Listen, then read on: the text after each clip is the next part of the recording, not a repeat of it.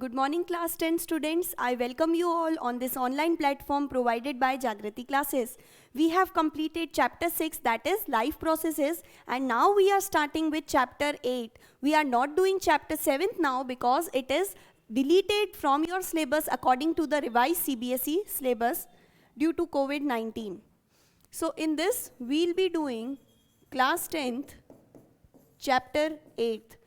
And the 8th chapter is how do organisms reproduce.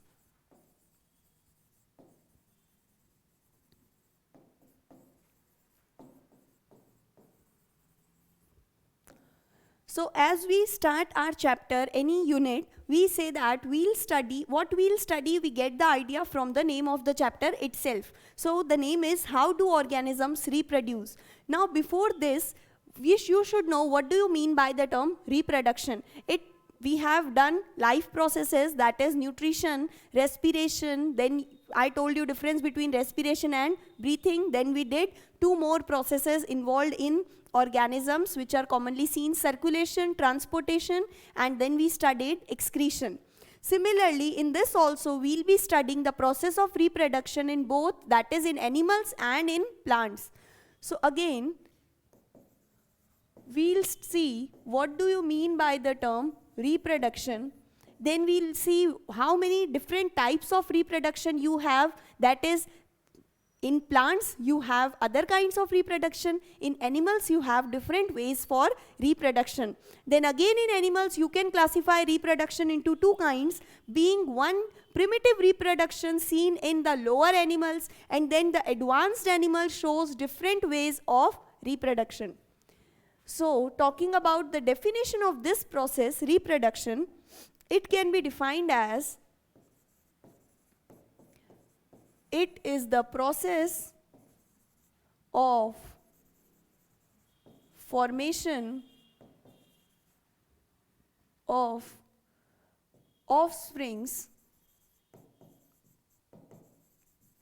or you can call it to be the progeny.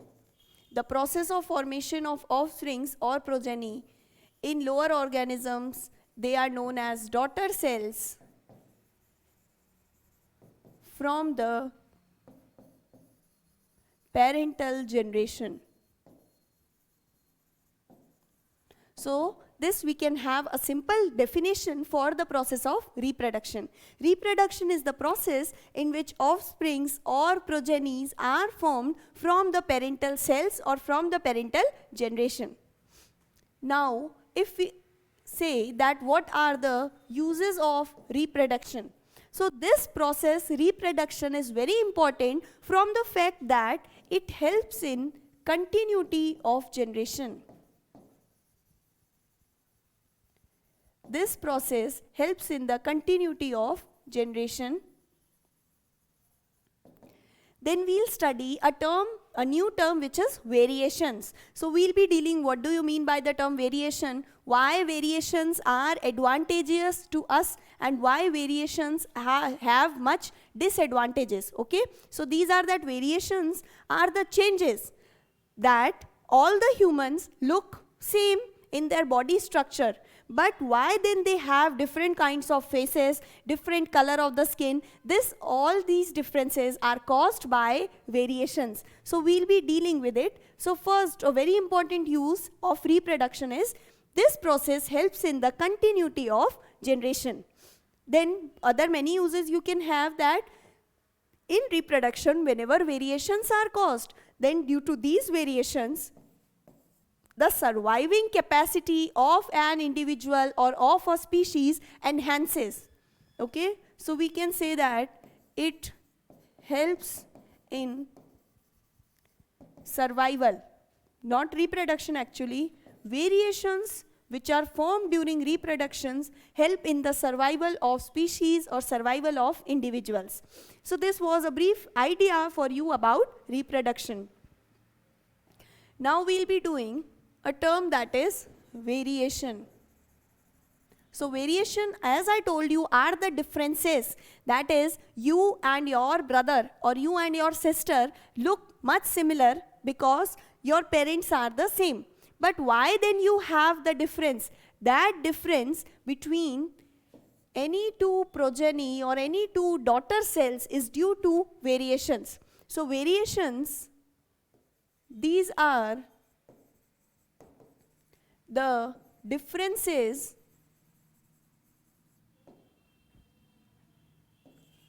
found in, these are the differences found between offsprings. Offsprings are the next generation or the baby. Daughter cells even you can say them. So these are the difference found between the offsprings belonging to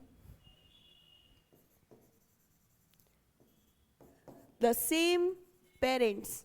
Okay, so these are called variations, and these variations, which are the difference found between the offsprings belonging to same parents, arise due to errors in DNA copying mechanism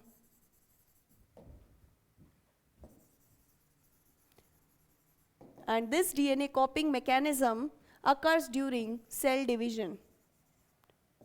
Which DNA copying mechanism? Which occurs during cell division. So in this manner you can define variation. Variation is, these are the differences which are found in living organism, and these differences arise these differences are generally found between the offsprings which belong to the same parents. They are also different. So we say that these differences arise due to errors in DNA copying. Errors mean mistakes are created during cell division. A step is there. So you can understand this, that whenever a cell divides, okay, then the most important stage of cell division is DNA copying, that is to produce an exact copy of the DNA. And so if you see that, let's suppose this is a single cell, this is your parent cell, and it has a nucleus, then it has many other organelles also, endoplasmic reticulum, Golgi apparatus everywhere, and inside the nucleus you have chromosomes, or you can say chromatin material. So this is your genetic material, okay, which is known as chromatin material. Then at the time of cell division, chromatin material condense to form rod-like structures which are called chromosomes, and these chromosomes have DNA. So we are saying that this is your genetic material, that is DNA. We just have to get an idea about the process. It is not given in detail how cell division occurs and how at what stage DNA copying occurs and it gets mistaken or errors are created. You just have to get an idea about the process, how reproduction occurs and how these variations are being incorporated during reproduction. So we say that you have a cell, and the cell inside the nucleus you have genetic material. Let's suppose it is DNA. Now when the cell will undergo division, what happens is this cell grows in shape and its function is to, or the aim is to form two cells, okay, from a single cell. That is, it would divide, and both these cells which would be formed, they would have their own genetic material and own organelles. So for forming two daughter cells from a single parent cell, what the cell does is, for division it enlarges in size and then it makes a copy of everything it has. That is, all the organelles present in the cells make a copy of themselves and then they are being separated out. So we have many stages during division, that is, the cell will elongate and then it would move apart or move far away to get divided into two separate cells. So now the DNA also gets divided. You have the cytoplasm and all other organelles which are being divided. The cell is elongating in size and then it would form a constriction from where the division would occur. So now what happens at this stage, when all the organelles and everything divide, in a similar manner, DNA also forms the copies. This genetic material, which is DNA, which is present inside the nucleus, it copies itself, and then you have a similar copy of DNA formed. So one DNA gets copied into form two copies of the same DNA strand, and here the two copies are present. Okay, so during this copying, this is not an easy mechanism that yes, one DNA will produce an exact copy of itself. During this stage, some mistakes are created, and these mistakes are responsible for variation.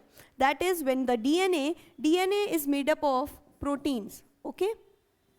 DNA contains proteins, and these proteins, you can say that the genetic material, it has proteins, and these proteins are responsible for the structural design and function of any organism, for structural design of organism. But when DNA makes its copies, that is when it copies the proteins to produce similar kind of proteins, then at this step some mistake or error is created.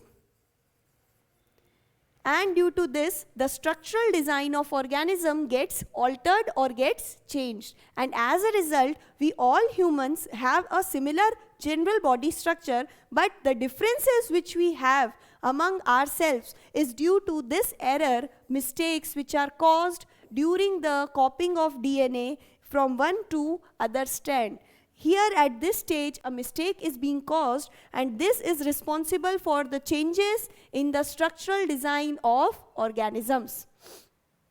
But because this DNA makes very less amount of mistakes, so we have the general body design or the structural design in common. Hence we can say, because this step contains small amount of error, so you have a common body design for every individual organism.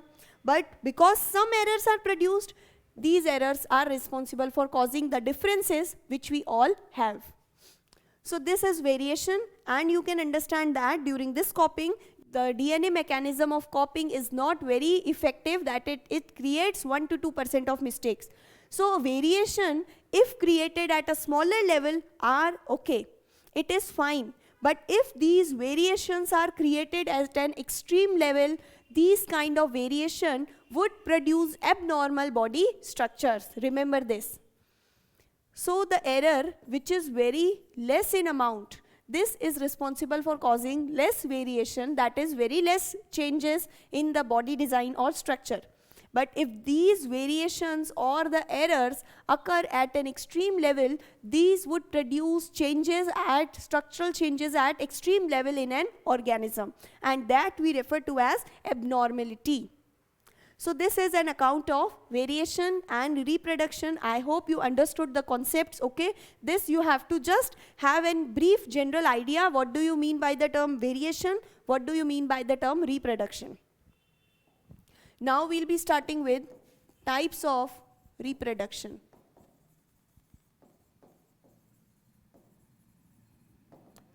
So you can divide the reproduction into two basic types.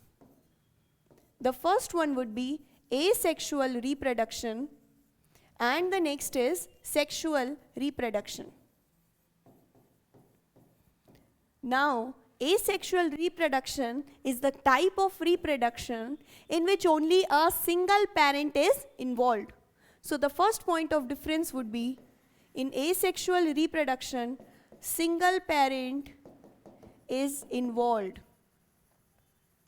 But if you are talking about sexual reproduction, that here you have two parents are involved. Okay, the next point in asexual reproduction would be, it is a simpler kind of reproduction. It is a comparatively simpler type of reproduction, whereas this is a complex process. Then you say that this kind of reproduction, it occurs in lower organisms. That is, less developed plants and animals undergo asexual reproduction. It occurs in lower organisms, whereas sexual reproduction is observed in highly developed, or you can say advanced organisms.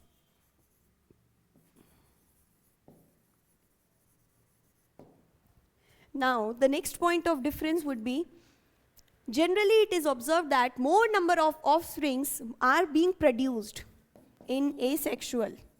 More number of offsprings or progeny, daughter cells are produced. Whereas in sexual reproduction, less number of offsprings are produced compared to asexual reproduction. Because why you have more number of offsprings produced in asexual, this kind of reproduction occurs in unicellular organisms, or you can say in bacteria and all. So because their survival rate is very less, they are very simpler organisms and they have a less survival rate.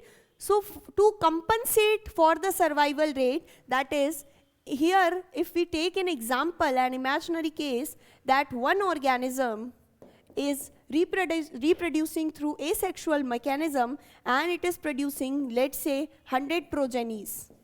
That is, it is producing 100 offspring cells or progeny cells. Then what you will have is, out of these total 100 cells produced, you will have only 20 to 30 of these progeny cells which would survive at last.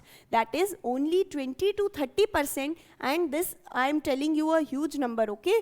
Approximately out of 100, only 10 cells, 10 offsprings are able to survive, because they are very simpler organisms, so they have to tolerate all the harsh conditions of the environment, and among these you can say only 20 to 10 cells would survive. So to compensate their survival rate, because they are simple organisms, they do not have adaptations or developed features in them to survive, and hence these organisms produce large number of offspring. So at least if a smaller number of offsprings also survive, these would be responsible for the continuation of their generation. And we know the main aim of process of reproduction is what? This process of reproduction helps in continuation of generation of any species. So hence we can say that more number of offsprings are produced, because in asexual reproduction, usually the survival rate is very low. Compared to the sexual reproduction, you have high survival rate here. And so less number of offsprings are produced in sexual reproduction. This is a comparative account between asexual and sexual reproduction.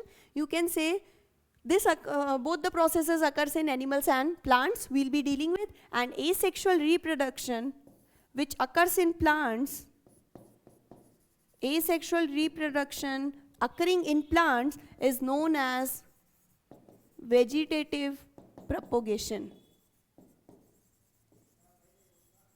So this is a comparative account between two kinds of reproduction, asexual and sexual reproduction occurring in plants and animals. Both these processes you can observe in plants and animals, or okay, in both.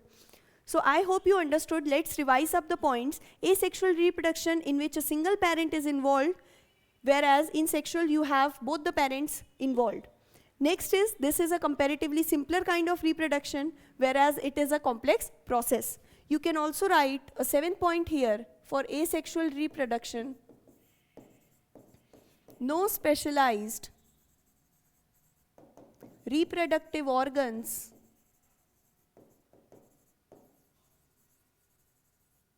are required, whereas in this you require specialized reproductive organ. Specialized reproductive structures or organs are present. Okay. Then we had that this occurs in lower organism. Lower means primitive, that is undeveloped or very less developed organism, whereas sexual reproduction, it occurs in highly developed, advanced organisms. Then they produce a large number of offsprings because their survival rate is very low. In turn, this class of reproducing organisms, they are highly developed, so they produce less number of offsprings because their survival rate is very high. The next is the asexual reproduction occurring in plants. You can also call it as vegetative propagation, and here this sexual reproduction occurs in both plants and animals. So now let's start with asexual reproduction. Now I hope you can write the definition at least of asexual reproduction from these points. You can say it is a type of reproduction in which a single parent is involved. It is a comparatively simpler type of reproduction which occurs in lower organisms. So if you write at least these 3 points, then it would give you a perfect definition for asexual kind of reproduction.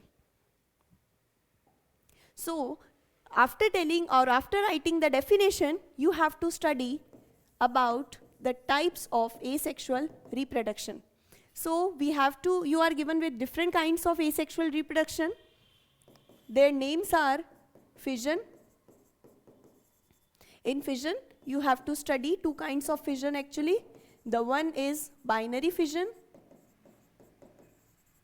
which is observed in amoeba,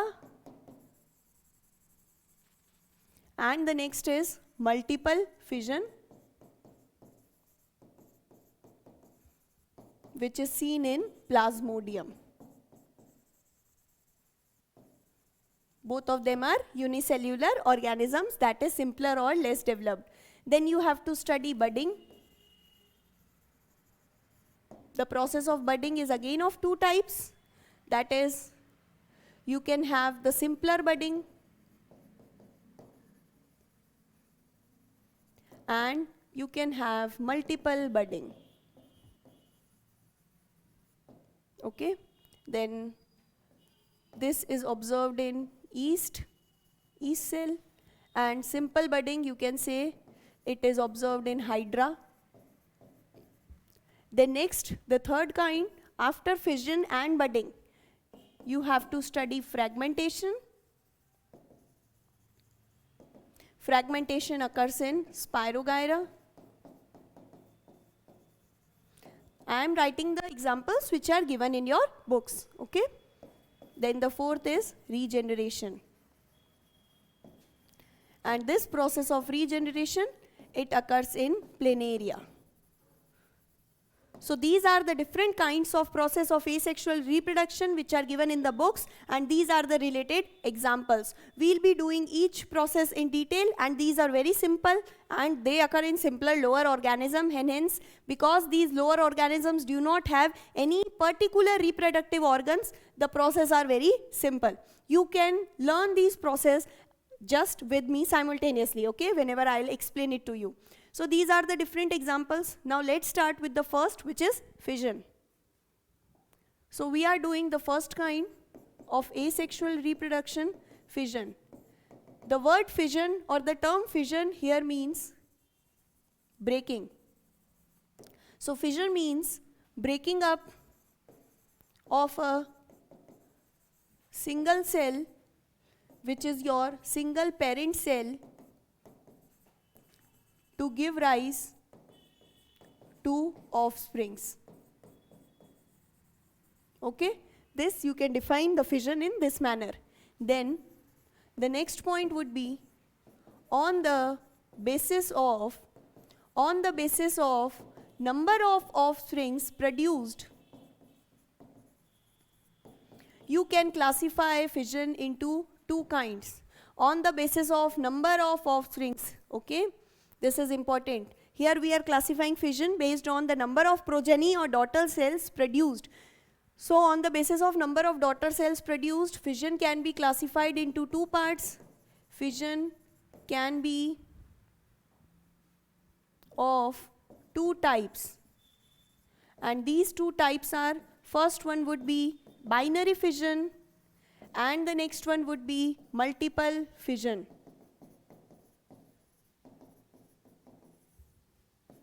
Binary fission means in this a single parent cell divides to form two daughter cells.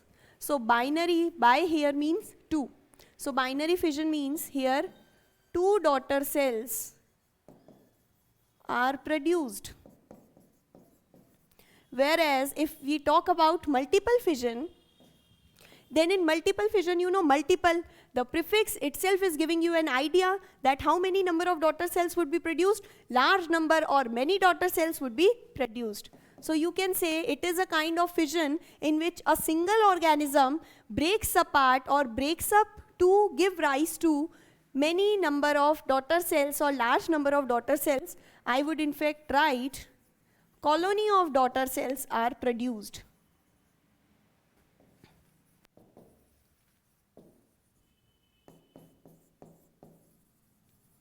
Okay, colony means large number of daughter cells are being produced. Then I already told you the examples. That is, the example for binary fission is amoeba, your favorite, and here for multiple fission you have Plasmodium. Now both of them are unicellular organisms, these are primitive organisms, and hence they require only a single parent for undergoing the process of reproduction. Because only a single parent or a single cell is involved, it is known as asexual reproduction. So if you are given out that why or what do you mean by asexual reproduction, I hope this is now clear. So now if I explain you diagrammatically reproduction in amoeba, or we are doing fission in amoeba. So if you get a question for fission, then you'll first define what do you mean by the term fission. You can write it is a kind of asexual reproduction, which we saw in the previous type. That these are the types of what? Asexual reproduction. So first you will write the definition as I told you from the comparative points. Then after writing the definition, you can write its type. Now if you are asked any question about one type, then you will write that all these these are the types of asexual reproduction. Then you will write what do you mean by asexual reproduction, that is the definition. After writing the definition, then you will define fission. The term fission, it means breaking up of a single parent cell to give rise to offsprings.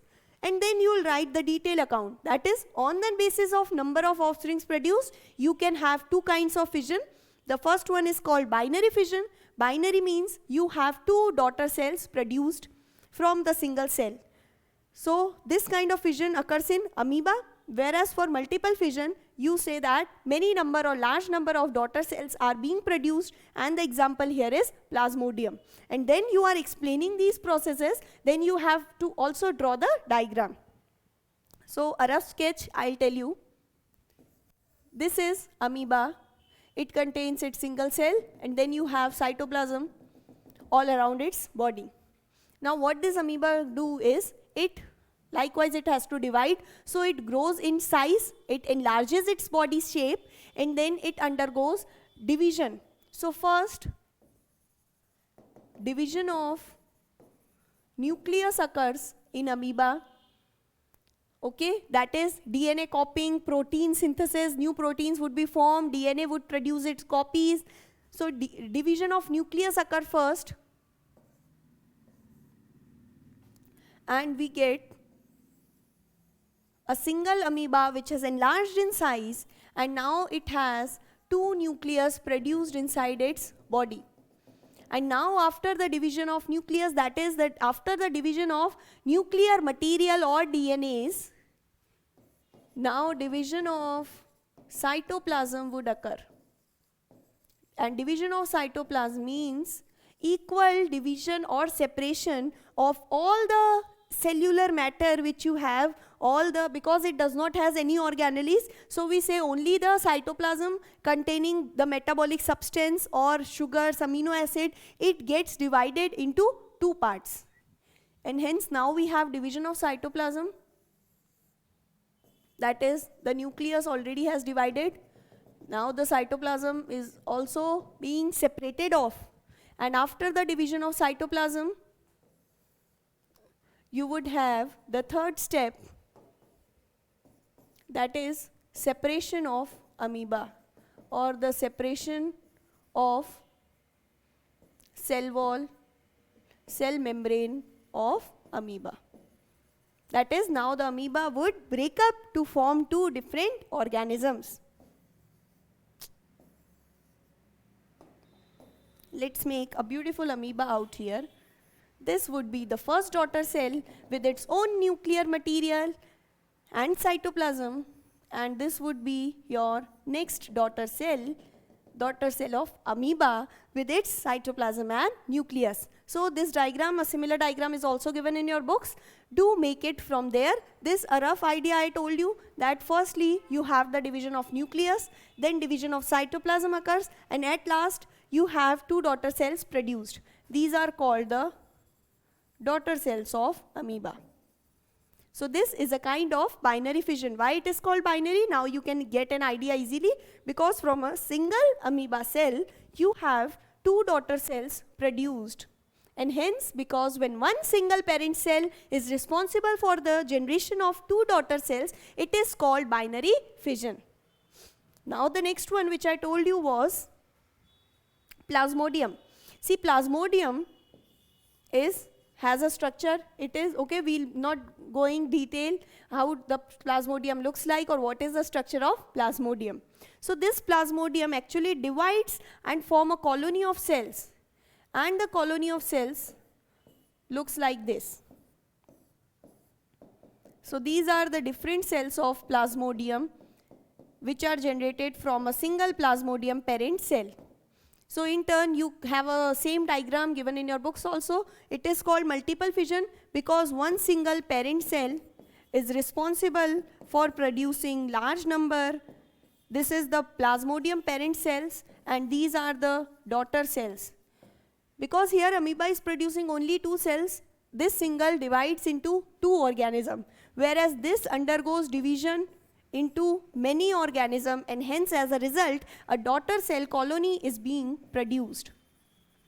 So this is one kind of reproduction here which we dealt today is fission.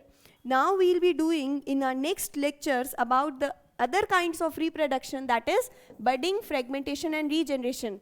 And then an important question is being asked, what is the difference between both these types of asexual reproduction, that is fragmentation and regeneration. Both these processes when we will do, you will find that these are much similar. The one difference is these occur in different kinds of organisms, but what are the other difference and what is the basic difference, a question is always asked. So we will be dealing with the answer to this question when we will be dealing with these processes, fragmentation and regeneration.